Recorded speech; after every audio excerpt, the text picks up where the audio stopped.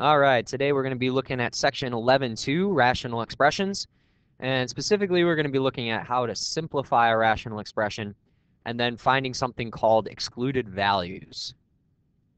So the first thing we're going to look at is, what is a rational expression? Well, first I'm going to relate it to something easy, like simplifying a fraction.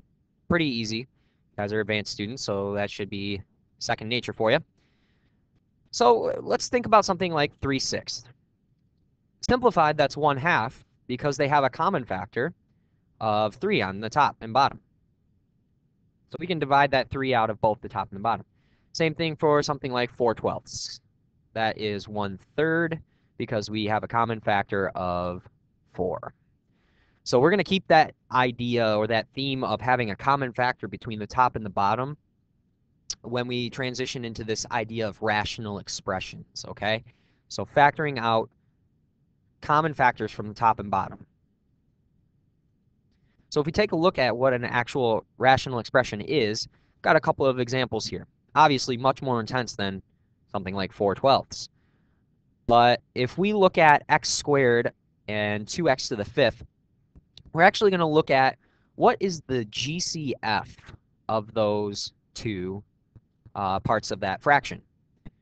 So the GCF of x squared and 2x to the 5th. We're going to look at each part individually. So what is the GCF between those two things? Well, you would notice that the GCF should be x squared. It's the biggest thing that we can divide out of both of those. So what will happen if we actually divide that out, like we were simplifying something easy like 4/12? Well, if we divide an x squared out of x squared, what are you left with? That would be just a plain old 1. What happens if you divide an x squared out of 2x to the 5th? Well, the 2 doesn't divide out, but x to the 5th, if you draw an x squared from x to the 5th, you'll be left with a 2x to the 3rd. And that's actually simplified. That's a simplified rational expression. The reason it's a rational expression is because it's rational. First of all, it's a fraction. And it's an expression because we have some form of a variable or a polynomial in each the top and the bottom. If we look at the second one, we're going to look at the x plus 5 over x minus 3 and x plus 5. So what would the GCF be between these two things? Well, we're looking for a common factor. So what's common between the top and the bottom? It's pretty painfully obvious that x plus 5 is the biggest thing that they have in common between the top and the bottom. So we're actually going to divide that out. X plus 5 divided out of the top, that'll leave you with 1, and x plus 5 divided out of the bottom, it just cancels out. And it's actually kind of nice because when you see this, you can just cross these two factors out. And they just go away, essentially. You're dividing them to be 1. So you're left with a 1 on the top and an x minus 3 on bottom. And that's a simplified rational expression. Now, this business of excluded values. An excluded value is anytime a denominator becomes 0. So an excluded value is any number that makes a denominator 0, or the denominator 0. So let's write this out.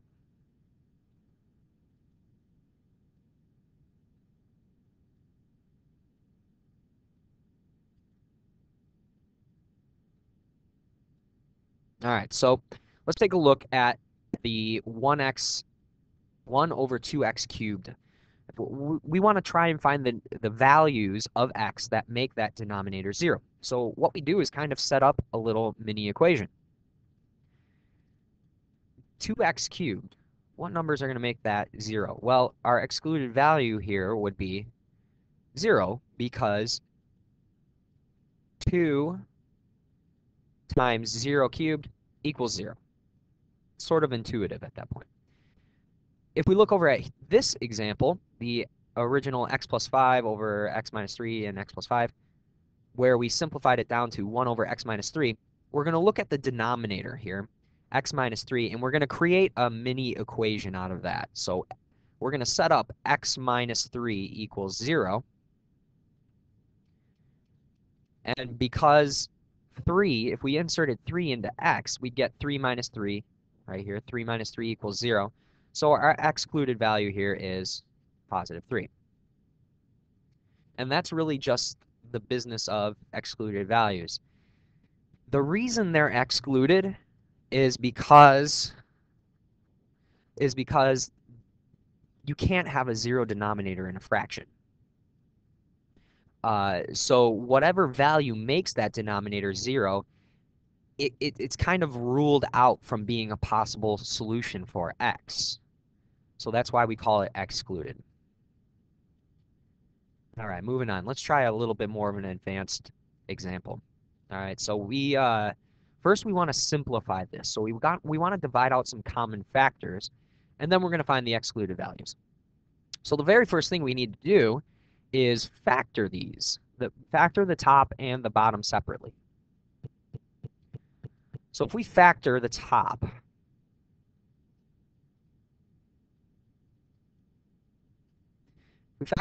we're going to look at the factors of -9 that add to be 0 for our b term. And that would be -3 and positive 3. So if we separate the top into the two factors, we get something like this. All right, that's factored. I drew the line in for the division bar for my fraction. And now let's look at the factors of the bottom polynomial, or the bottom trinomial. So we're going to look at the bottom here.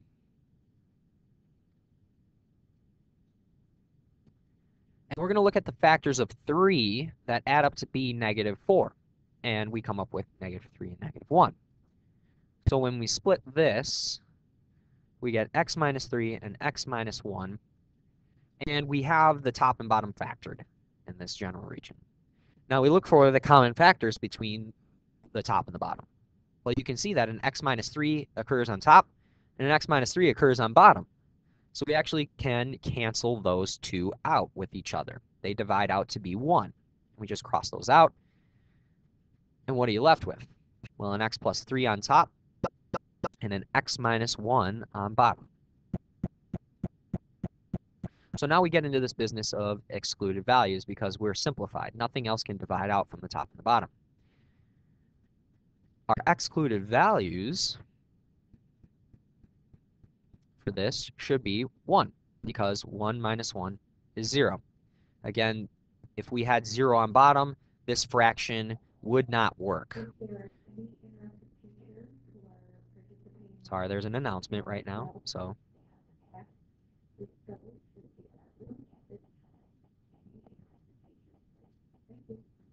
All right, moving on. So our excluded value was 1. And we're done with that problem. All right, so we've got our first you try 1. Our second will be immediately after this, but this one, just pause the video, give it a shot, factor the top and bottom, and then check back here for the answer. So first we're going to look at factoring the top. The top's kind of nice, actually, because it is already factored. There's the GCF for that top would be 1. So we're done. And I'm going to go ahead and rewrite it just so I can do some work on the bottom. So now the bottom, we actually notice that the a term is not 1, so we have to multiply the a and c term. So 3 times -5 will give us -15. Now we're going to look at the factors of -15 that add up to be 14. So -15 would be -1 and +15 because we want -1 plus 15 equals our middle term of 14. So if we split this up now, we have to do a grouping because this is the a term was greater than, or it was not 1. So this is where we have to do the grouping sort of factoring. And we're going to split this up to make 3x squared combined with the 15x from our first factor. And then our second factor will be -1x and -5. All right, so we're working on the bottom here. Well, what's the GCF of the first grouping? that would be 3x. And when we draw that out, we should be left with an x plus 5. In the second grouping, our GCF should be -1. When we draw that out, it actually changes x plus 5 to be the same as the first grouping. So we have that matching. And I'm going to rewrite the top here so we can have the top factored portion and the bottom factored portion. The bottom we split up to x plus 5 and 3x minus 1. And what you'll notice here is that we don't have any common factors between the top and bottom. We have a 2x plus 1 on top, and nothing matches with the bottom. So actually, this is already simplified. Sorry if I tried to mislead you there, but there is no trick. There is no simplifying here. It's simplified as far as it can go. So let's just get right into finding the excluded values. Our first excluded value should be -5. So -5, because -5 plus +5 equals 0. That's on the left-hand side. The other one, we're actually going to set up a mini equation here because it's not entirely clear what our excluded value is. So I set up 3x minus 1 equals 0. And I'm going to solve that. So I'm going to add 1 to the other side. And then I'm going to divide the 3 out. And I should end up with x equals 1/3. That's my second excluded value. Because if we plugged in 1/3 into the bottom right factor, it'd be 3 times 1/3. That equals 1. 1 minus 1 is 0. And we're done with that problem. Our two excluded values are -5 and 1/3. The second you try it problem, coming up here in a second. There we go. This one should have some simplifying. It should have some cancellations. So go ahead and factor the top and the bottom separately and see what cancels out. Then find the excluded values.